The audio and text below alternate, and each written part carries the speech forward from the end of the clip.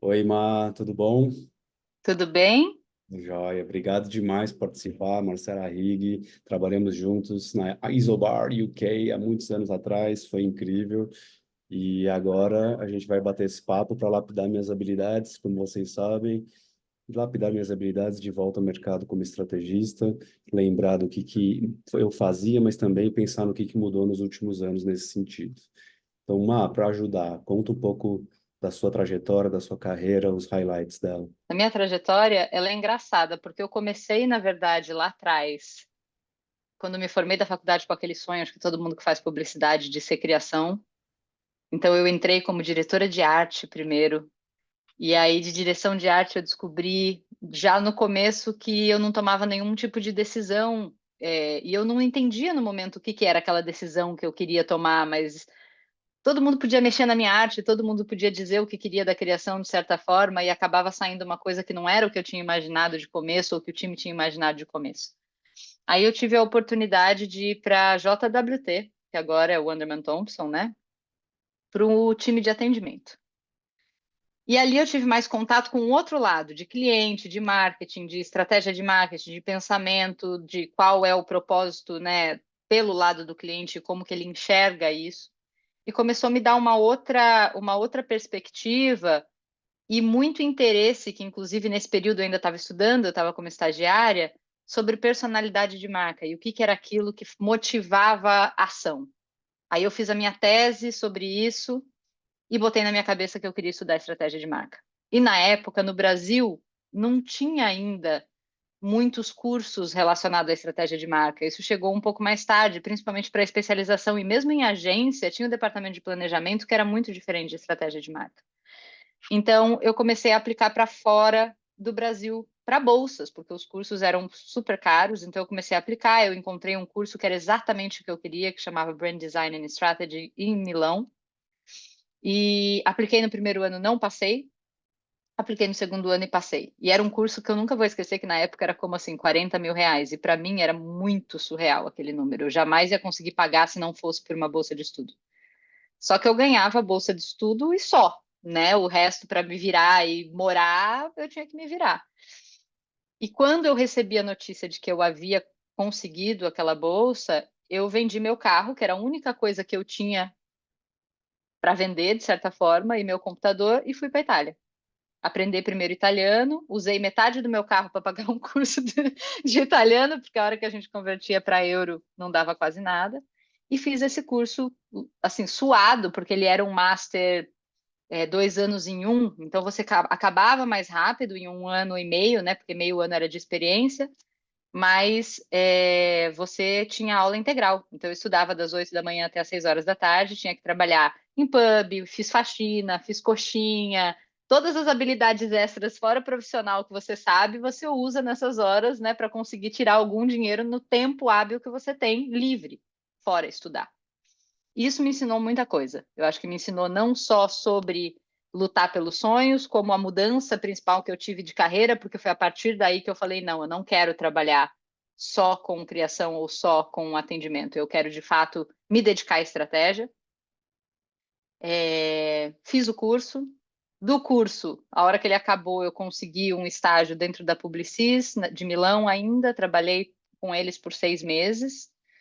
E depois falei, bom, eu posso ou voltar para o Brasil, ou eu posso explorar outros países na Europa que já estão aplicando de uma forma mais ativa essa parte de estratégia de marca. Aí vim para Londres. Tinha uma amiga aqui, vim visitar no final de semana, já era uma cidade que me encantava desde que eu era adolescente por algum motivo, mas eu nunca tinha vindo. E botei na minha cabeça, falei, se eu conseguir um emprego, vou começar a aplicar para vagas, eu vou para Londres. Se eu não conseguir, é porque eu tenho que voltar para São Paulo. E eu consegui um emprego. Foi quase que rápido, porque em Londres já funcionava na época tudo por agência de recrutamento. Tive que voltar para a área de atendimento por um período, porque era aquela área que eu tinha dentro do currículo até então. Mas cada vez mais comecei a puxar para pegar projetos estratégicos e começar a trabalhar com business strategy, né, com a área de estratégia de negócio, do que eles estão tentando levar e como que a gente faz para a estratégia de crescimento de contas. E estudando em paralelo, cada vez mais para conseguir fazer essa migração. E aí, nessa trajetória, esse eu acho que foi o primeiro grande marco de virada de água, assim, de carreira. O segundo foi depois ter conseguido trabalhar na Essence, que hoje é do Grupo M, mas na época não era, ela era ainda independente quando eu entrei. Eu estava, inclusive, nos 10 anos de aniversário da Essence Digital Independente lá dentro, que foi uma agência criada praticamente para atender Google, inicialmente. E ali foi uma segunda virada de chave, que foi aonde até então eu trabalhava com muita comunicação e já bastante de estratégia, né, de raciocínio estratégico 360, que era o que se chamava na época, e um pouquinho de digital. O digital era sempre aquela parte mais escondidinha dentro da campanha. E foi a partir daquele momento que eu virei completamente a mesa e eu comecei a trabalhar quase com 100% digital por um período grande. Então, esse foi um outro grande aprendizado que me levou a estudar comportamento digital, estratégia de marca, design thinking com a IDEO, porque na época todo mundo que trabalhava com a Google era obrigado a ter essa certificação e que foi um ensinamento para a vida, com certeza, né? Que foram eles que inventaram o conceito e a metodologia do design thinking. Esse foi um segundo marco, eu diria. E logo na sequência, que eu vim para Londres em 2011, essa guinada para digital aconteceu já em 2012, 2013. Eu fui num show, casualmente, num final de semana, e um amigo meu me convidou,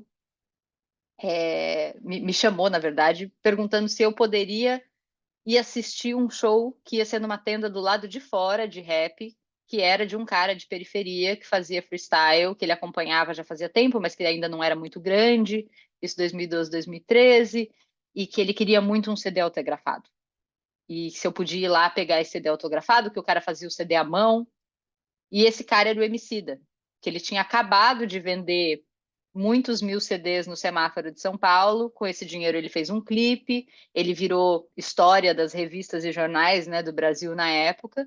E o ministro Gilberto Gil, que na época era ministro Gilberto Gil, estava envolvido no festival Back to Black em Londres, que o Barbie estava promovendo, e trouxe o D2 e trouxe o Emicida, Martinari e outros nomes para fazerem parte desse festival, que tinha Macy Gray, tinham outros nomes grandes dentro da cena de R&B e rap no geral, né, dentro desse festival.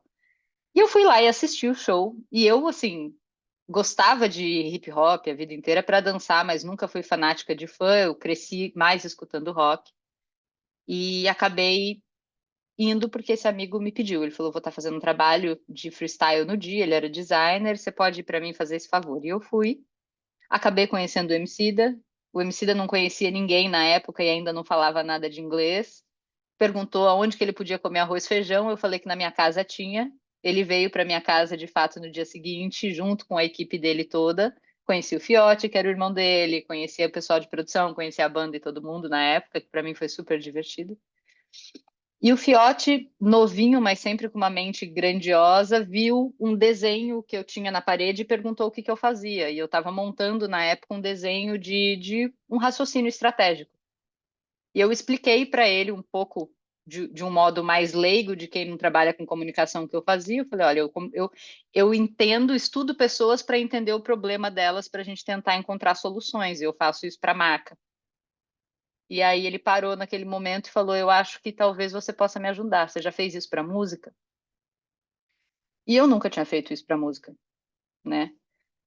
E aí ele me convidou para fazer um primeiro projeto, onde seria uma grande pesquisa para a gente tentar solucionar um problema que eles estavam enfrentando em início de carreira, como um projeto piloto, e eu topei. Achei o máximo, mas os dois no risco, né, sem a gente saber se ia funcionar. E no final deu super certo. Eu acho que a gente tirou, inclusive, insumos dentro daquela primeira pesquisa que puderam ser utilizados por anos e anos depois. E desde então a gente criou uma amizade muito grande, mas acima de tudo uma parceria muito grande. Eu trabalhei por muito tempo por projeto, depois assumi a liderança de marketing internacional do Laboratório Fantasma, depois virei head de marketing e estratégia do Laboratório Fantasma como um todo. Trabalhei por muitos anos ali nessa posição, por 4 anos, até que saí de licença maternidade. Isso foi agora em 2023. E voltei num cenário onde a gente continua fazendo parcerias, mas hoje por projeto e por consultoria, para eu ter um pouquinho mais de flexibilidade. Mas a gente segue nessa parceria linda e isso mudou minha vida. Porque eu acho que foi a hora que eu entendi que fazer estratégia de marca para pessoas tinha um significado muito maior e uma satisfação muito maior para mim. no sentido de... É brilhante quando a gente faz um projeto grande para uma marca e faz com que essa marca ganhe mais milhões, né? E já sendo milionário, ou trilhões, dependendo do tamanho do projeto e do tamanho da marca. E isso não impacta o seu salário ou a tua vida, mas a gente fica feliz, né? Tem aquele ego dentro da gente, principalmente se a gente ganha prêmios a partir disso, deixa a gente feliz. Mas quando você trabalha com a estratégia de arte, cultura, e principalmente estratégia de carreira, quando a gente fala de estratégia de pessoas, a gente está ajudando a conquistar sonhos, e esses sonhos impactam diretamente a vida dessas pessoas e mudam drasticamente a vida dessas pessoas, financeiramente, é, e em outros aspectos também, onde você está dando visibilidade para uma coisa bonita que só você tem acesso até então. E isso, para mim, foi a maior guinada de carreira, eu diria. Desde então, por muito tempo eu tive que, óbvio, né, que daí eu comecei a trabalhar com o Brasil, morando ainda na Inglaterra, então eu precisava sempre me manter dentro de agência aqui para eu conseguir pagar minhas contas, mas eu nunca quis deixar de fazer esse outro lado, que foi como se fosse a minha descoberta do que me fazia feliz de fato, aplicando o meu conhecimento em uma área que eu de fato acreditava. E, então, até praticamente eu sair de licença maternidade, chegou ao ponto de eu ter 3 trabalhos ao mesmo tempo, de eu estar executando 3 projetos ao mesmo tempo, de quase ter um burnout em alguns momentos. Mas eu acho que tudo isso valeu a pena. Acho que eu consegui resumir sucintamente, espero que não tenha falado muito dentro do tempo que a gente tem. Foi Mas incrível te ouvir, essa jornada, essa carreira, uma linda história, e pensar no impacto positivo que você traz também, que eu já li muitas coisas suas, a gente já conversou sobre isso, mas já li muita coisa sua no LinkedIn, em post, etc e tal, que você traz impacto social positivo também, pensando nisso na comunicação de marca.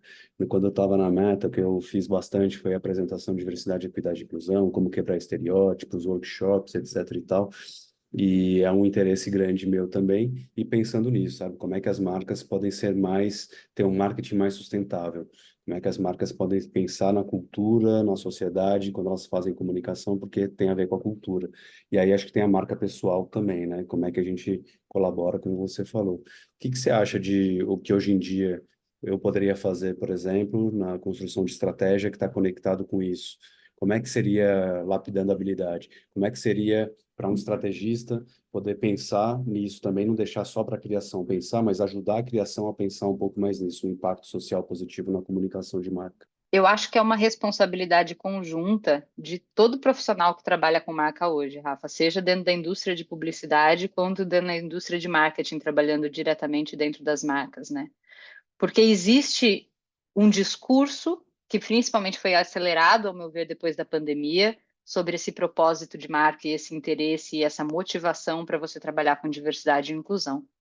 Mas, infelizmente, quando a gente olha dentro disso, ainda existe uma grande parte que é fachada, no sentido de estamos promovendo ações de inclusão e de diversidade para mostrar para o público que está pedindo isso e porque isso vai gerar mais dinheiro, mas sem entender que a própria diversidade e inclusão, quando ela é feita genuinamente, ela gera muito mais troca, muito mais riqueza de criação e de cultura, uns trabalhos muito maiores consequentemente, fomenta um mercado financeiro muito maior. A diversidade gera dinheiro, né?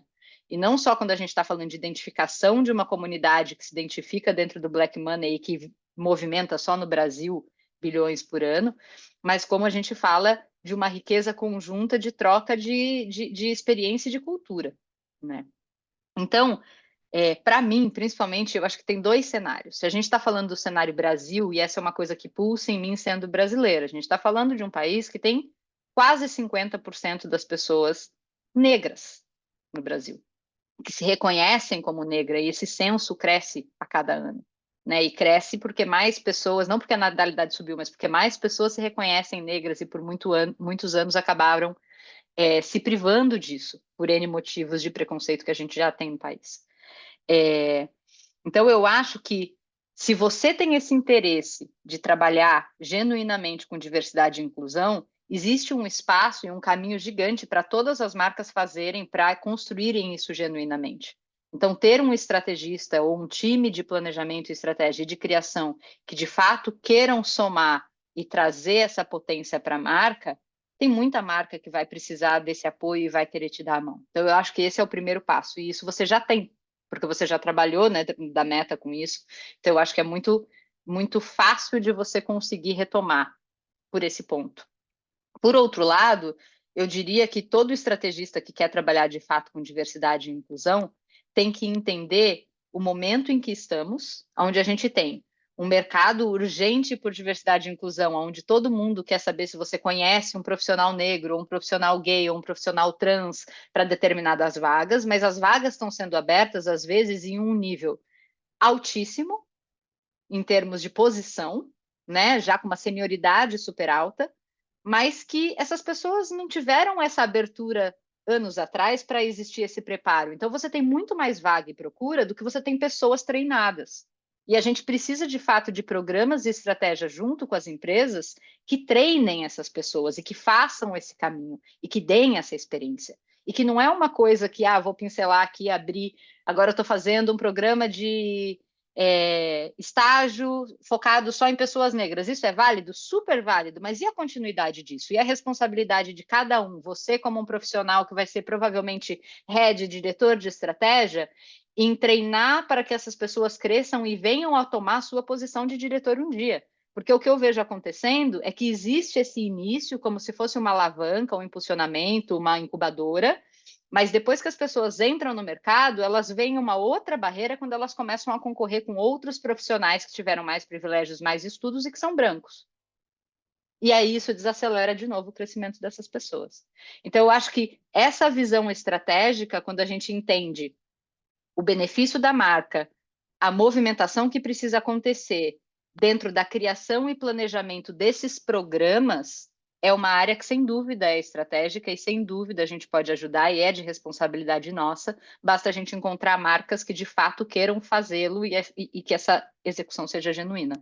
Porque tem muitas marcas, como eu disse, que, infelizmente, ainda fazem por fachada. O Tcheco, do México, da TDB do México, até comentou sobre ações, né, das empresas terem mais ações, não só na comunicação. Na comunicação já é bacana, interessante, quebrar os estereótipos, mas também pensar nas ações que a empresa pode fazer, Claro. internas quanto externas, sobre esse impacto social positivo que pode dar, conectado com o propósito da marca e com o propósito da empresa também. Porque representatividade dentro das campanhas é o mínimo que se espera. E é óbvio que isso vai gerar mais lucro para a empresa, porque a pessoa pretende se ver dentro daquela informação, ela se identifica com aquilo, é o lado emocional da gente. Você quer se ver ali dentro e se imaginar dentro da campanha que você está assistindo, para você de fato ter esse impulso de querer comprar. Se eu não vejo isso, independente, né, da raça, gênero, até o gosto pessoal e interesses pessoais, eu acho que se aquela narrativa não fala contigo e você não se sente dentro dela, você automaticamente ou não é o público ou foi mal feito e eu não vou querer interagir com aquela marca ou comprar daquela marca, ou seja lá o que for que eu estou tentando impulsionar, né? Então, isso para mim é o básico um do que precisa acontecer. Mas, de fato, a mudança grande de mercado, onde a marca precisa atuar, é para que essa representatividade aconteça dentro de todos os setores. Não adianta só eu colocar 50% de pessoas negras dentro de uma campanha para refletir o restante do Brasil, se eu olho dentro do departamento e eu tenho 5 pessoas negras e 80 pessoas brancas. Eu acho que esse reflexo cada vez mais tem que ser lutado para que a gente consiga refletir esse mesmo percentual dentro de departamentos. E aí a gente vai começar a falar de diversidade e inclusão de fato. E até no estudo da Meta lá, tinha pouca representatividade, por exemplo, de pessoas negras na comunicação. Tem a pessoa lá, tá de plano de fundo, mas não tem representatividade. Então tem que melhorar a Exatamente. comunicação também e pensar nas ações, tanto internas como contratação, crescimento, treinamento, mas também feiras, conferências, enfim, coisas conectadas Exato. da música, por exemplo, como você comentou, com as artes, coisas nesse E sentido. essa é uma parte que eu acho que assim, você faria brilhantemente, eu já te falei no offline, né? Eu acho que a riqueza de conhecimento que você tem é brilhante, que eu tenho muito para aprender, já tive no passado e continuo tendo. Eu acho que é, é, é de fato essa conversa para você entender aonde que você retoma isso, mas você tem experiência em estratégia de marca, você já trabalhou dentro do Facebook, trabalhando nessa área, inclusive, levando diversidade e inclusão, e no lado como client partner, que é somando essa área estratégica de marketing e de crescimento de negócio. E é aí que eu acho que está o ponto principal quando a gente quer trabalhar com diversidade. Não é lá na frente, na publicidade, na campanha que vai para o ar. É muito antes disso. É um compromisso de fato junto com o propósito da marca e o crescimento da marca como um todo, né? Aí fica mais com o cliente, no caso de agência, fica mais com o cliente do que a agência. Mas como é que a agência poderia, no seu ponto de vista, provocar o cliente a pensar mais nisso? Além da campanha ter mais diversidade, equidade e inclusão e quebrar os estereótipos, como é que a gente, numa agência, poderia oferecer as ações, por exemplo? Eu acho que sempre parte daquela narrativa de crescimento, desenvolvimento e lucro. Infelizmente, todas as marcas trabalham por lucro. Essa é que é a grande realidade. E existe um grande lucro também a ser desenvolvido e um desenvolvimento muito grande de marca como um todo, né? Que vai trazer um lucro como consequência de trabalhar com diversidade e inclusão. E eu acho que o departamento de estratégia tem as ferramentas para mostrar esses números, para mostrar o potencial de crescimento, para mostrar o valor agregado a essa marca a partir dessas campanhas, da mesma maneira que a gente faz com outras campanhas. Eu acho que só ter em mente e ter, por isso que eu digo que é uma responsabilidade muito nossa enquanto profissional. Você pode apresentar uma campanha que vai ser uma narrativa de crescimento através de festas e você pode vir com uma narrativa de crescimento através de diversidade e inclusão. Ambas vão trazer o mesmo outcome, o mesmo benefício e o mesmo ganho que o cliente quer, mas são estradas diferentes. Então, eu acho que vale muito do raciocínio e do quanto isso é verdadeiro em nós profissionais para que a gente consiga levar isso para o cliente.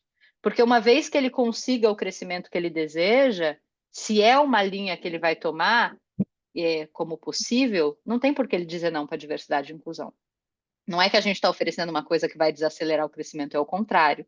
Mas às vezes eles não sabem como fazê-lo. Então, eu acho que a gente tem não só a obrigação de vir com essa solução, mas com essa narrativa de venda do porquê que aquilo é benéfico e o como fazer isso no passo a passo, que é como a gente faz com outras campanhas, mas não necessariamente puxando tão fortemente para a diversidade e inclusão, infelizmente. Eu penso muito no lucro com o Triple Bottom Line, do Kofi Annan, se não me engano, em 92, que ele falou disso aqui no Rio 92, que era People, Planet, Profit. Então, vamos pensar no lucro e também pensar nas pessoas e no planeta, que um pouco se fala da... É claro que tem a ver com a sustentabilidade, com o ESG e tudo mais, mas pensar nisso junto com o cliente, pensar não só na produção de produto, mas na comunicação de marca, no crescimento dela, no propósito, como é que o propósito de marca pode ter impacto positivo para People, Planet, Profit também. Exatamente. E a publicidade do lado inverso teve sempre a possibilidade dessa provocação, de fazer uma campanha que muda a embalagem, de fazer uma campanha, seja temporariamente ou a longo prazo, né? De trazer uma provocação para o cliente desenvolver um novo produto. Então, por que não pensar com esse mesmo raciocínio, mas trazendo inclusão ou trazendo sustentabilidade para o mundo, onde você pode trocar por uma coisa que seja mais barata para o cliente, mas de repente de fácil reciclável reciclagem e digestão para o mundo como um todo, seja uma embalagem de papel ou desenvolvimento de alguma coisa nova que ainda não existe, a gente tem esse potencial, né? A gente sempre teve esse potencial, mas eu acho que é onde canalizar esse esforço e ter isso como prioridade nossa primeiro, porque aí tudo que a gente desenhar vai acabar tendo isso meio que embutido ali dentro. Quero fazer mais vezes isso. E pensando em retomadas dentro do mundo de estratégia, eu converso bastante com o ChatGPT, mas uma conversa de brother. O GB até falou, da Amplify, falou que é como se fosse um estrategista parceiro ali que você conversa, um júnior, sei lá eu, mas você conversa com ele, bate papo e tem algumas ideias. Como que é hoje ser estrategista, ser consultor de estratégia, de marca, com o ChatGPT, o Gênesis do Google e tudo mais? Como que é isso hoje? Eu venho cada vez mais, desde de que se iniciou esse debate e o surgimento dessas ferramentas, né? Eu sou muito curiosa. Então, eu venho estudando e testando todas elas com dois intuitos, na verdade. Um, de mantê-las na posição de ferramenta. Porque eu entendo que parar a tecnologia e o crescimento dela é impossível. Mas, ao mesmo tempo, a gente assumir que ela vai acabar com todo o nosso emprego já de cara, se a gente já assume esse risco imediatamente e acredita que isso vai acontecer, a gente já está se tornando obsoleto, né? Nós passamos por inúmeras mudanças, desde a Revolução Industrial, aonde a gente soube se reinventar e trazer uma outra forma de diferencial quando todos os carros eram iguais e as pessoas saíram do mercado, a gente gerou outras profissões. A gente teve depois a vinda do digital e dos computadores, que também tinha essa mesma coisa de a gente vai substituir, diminuir o número de pessoas, porque a máquina faz muito melhor. Então, eu vejo um benefício muito grande dentro dessas ferramentas no meu dia a dia, me auxiliando a fazer coisas que eu poderia fazer manualmente em 5 dias e que ela consegue fazer para mim em 2 minutos. Isso me salva um tempo muito grande. Mas quanto mais eu uso, mais eu percebo ainda as falhas que existem ali dentro de repetição, de uma busca. E vou entrar nesse detalhe depende muito de como você pergunta para a ferramenta também, obviamente, mas no geral existe uma repetição, porque ela vai em busca do que é o trending, o que está sendo buscado dentro da internet como um todo. Então, ela vai te trazer referências, te trazer ideias baseadas só naquilo. Mas ela está usando somente dados de busca, né, ali dentro. Então, não necessariamente equivale a uma pesquisa qualitativa de profundidade, que é o que a gente está acostumado a fazer para de fato entender, né? Então, eu acho que ainda deixa muito a desejar quando a gente quer fazer uma formação de insight, onde a gente quer de fato identificar uma necessidade, ou vir com uma ideia que seja de fato inovadora, ou uma ideia que ainda não foi pensada. Ela te traz o básico, ela te traz o mais do mesmo. Mas existem muitos buracos. Eu não acho que ela vai parar de evoluir. Eu acho que vai chegar um momento em que talvez ela, né, sane todos esses buracos que hoje existem, e do mesmo jeito que eu estou testando, outras pessoas estão testando, e eu imagino que isso vai acontecer, mas a gente vai evoluir junto. Então, no meu ponto de vista, é aprender e entender como que aquilo pode ser útil, mas como que o meu cérebro, somado com a ferramenta, pode trazer um negócio muito mais incrível que eu sozinha não poderia criar e que a ferramenta sozinha não vai poder criar, né? Eu até estava conversando com outro amigo estrategista outro dia, ele falou uma coisa que é muito verdade, é o famoso se a cadeira se tornou desconfortável, a gente constrói uma outra cadeira. E é isso. Se a gente ficar batendo cabeça tentando fazer o mesmo trabalho da mesma forma que a gente fazia anteriormente e tentando evitar o contato com essa coisa que está chegando, aí sim a gente vai ficar obsoleto, porque a ferramenta e a tecnologia não vai deixar de evoluir, né?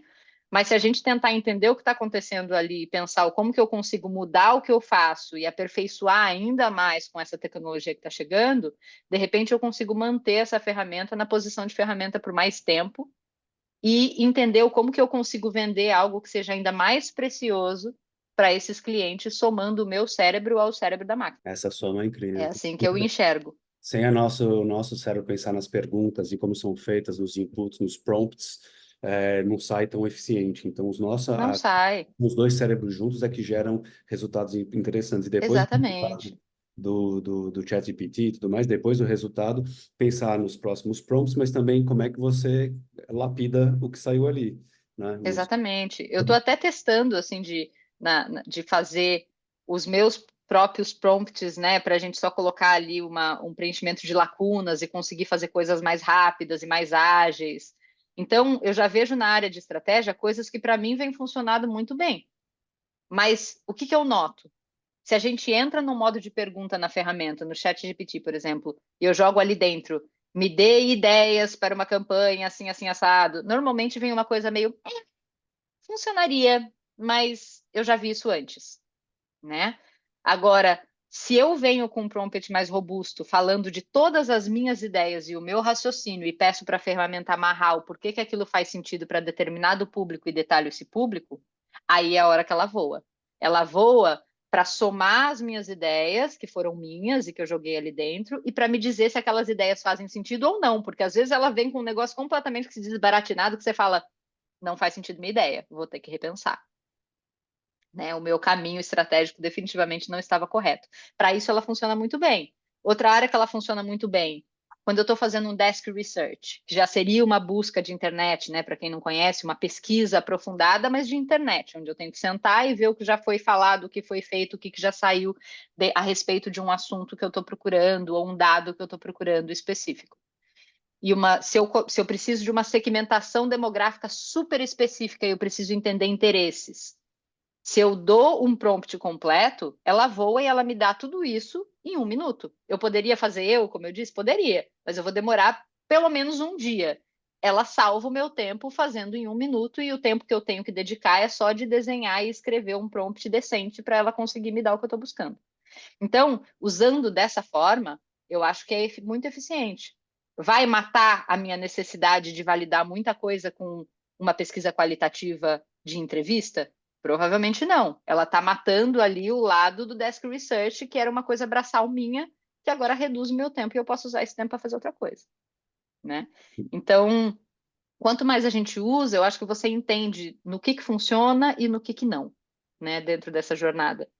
E eu tenho feito esse estudo, né? Ainda pode ser que eu descubra outras coisas que funcionam e outras que não, mas eu venho tentado usar no dia a dia para ver como que isso funciona. Assim como tenho usado aquele inteligência artificial para fazer anotação de entrevista, que entra dentro de ligações junto com a gente. Isso para mim às vezes é brilhante, porque só o fato de eu ter que voltar quando a gente tem muitas reuniões na semana e às vezes me mandar até lembretes do que foi conversado e eu fiquei de fazer quando você não tem uma assistente humano trabalhando com você quando você está de freela, isso é sensacional. Tem erros, tem falhas? Claro que tem, mas tem o lado positivo também que eu já consigo utilizar. Como chama esse? Tem mais de um, né? O que eu uso chama Read.ai.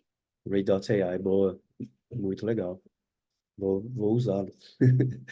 E a única coisa do ChatGPT que não vem são os source, as fontes. É, Que aí, no nosso trabalho no Desk, a gente consegue, né? Dizer essa é a fonte e tal. Mas pelo menos essa visão, depende do prompt, esse resumão, essa visão, já ajuda muito a pensar qual é o resultado do Desk Research, mas você fazendo também, você consegue trazer as fontes e às vezes tem mais coisas naquela fonte. E falando em fontes, sources e marcas pessoais, temos só 6 minutos agora que está acabando, que pena. Mas sobre creators, como que é trabalhar com os creators? Falando da união dos cérebros do AI, do cérebro humano, pensando no cérebro do creator e o cérebro do estrategista também. Como é que a gente faz com creators? A gente pensa no creator durante o nosso processo de criar o briefing estratégico ou de analisar o mercado, fazendo os desk research nesse sentido, ou deixa para a mídia analisar o time de criação? Como que a gente faz pensando nos creators, para pensar nos creators durante a estratégia de marketing? eu gosto de pensar durante a estratégia, pelo seguinte motivo. Normalmente, eu vou partir qualquer estratégia a partir do público que eu quero impactar, né? Da audiência que eu quero envolver, quem é o meu público-alvo e qual é o comportamento, onde eles estão, o que que eles estão ouvindo. E quando a gente faz essa busca mais a fundo, e principalmente quando a gente faz uma qualitativa bem feita, a gente já entende quais são os creators que estão, de certa forma, impactando esse público e essa audiência. Então, você não precisa necessariamente criar já pensando em uma única pessoa, mas você já consegue fazer um planejamento estratégico com algumas sugestões de nomes e narrativas que fariam sentido dentro daquela estratégia. Por quê? Se a gente deixa para a mídia pode trazer isso também? Pode, mas ela vai ser normalmente plugada em um momento um pouquinho mais tardio. Quando a gente vai fazer essa primeira estratégia e pensar no mote criativo, mesmo que a mídia esteja envolvida, ela ainda não definiu quais são os canais, né? E uma vez que eu tenho esses nomes, esses creators, eu já posso sentar junto com o departamento de mídia para entender o alcance, para entender qual desses faz mais sentido e dar para a criação já um briefing muito mais robusto, onde eles conseguem pensar já com todos esses dados na mão. Então eu gosto de normalmente ter isso já desde o comecinho, né? Baseado no que vem, obviamente, do estudo de público e do que eles estão fazendo, o que eles estão buscando, quem que eles estão assistindo, aonde que eles estão. Ah, minha querida, pena que está acabando. Mesmo offline, que bom que a gente vai continuar a conversar. Tem sido incríveis as conversas contigo.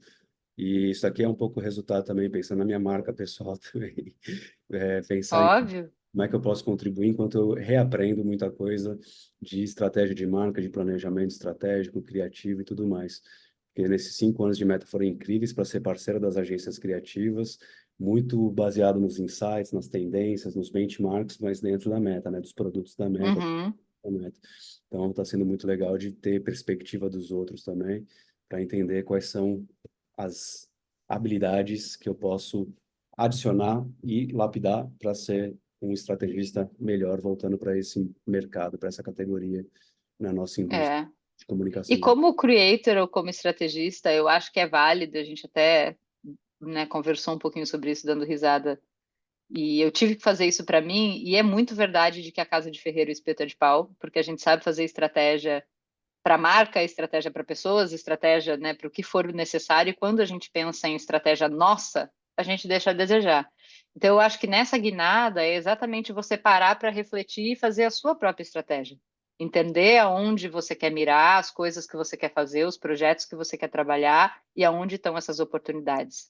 Né? Como que você constrói isso, enxergando o Rafa Castro como marca. Né? Porque uma vez que você está se lançando no mercado, seja como creator ou como estrategista, não deixa de ser o mesmo raciocínio. Então, Eu, eu acho que é um exercício muito interessante para a gente fazer enquanto profissional de estratégia. é muito bom. E eu, como marca, só penso no Corinthians, né? Preciso melhorar. Eu, como corintiana de coração, mas fora do Brasil, que não vejo futebol nunca mais, eu acho que a torcida corintiana deve estar de mal de mim. Mas pelo menos você está no Brasil e pode torcer por mim também. Então, conte com isso. Obrigado demais, Mar. Obrigado demais Imagina, por eu que estar agradeço pelo na convite, um conferência. beijão e sempre bom falar contigo. Igualmente.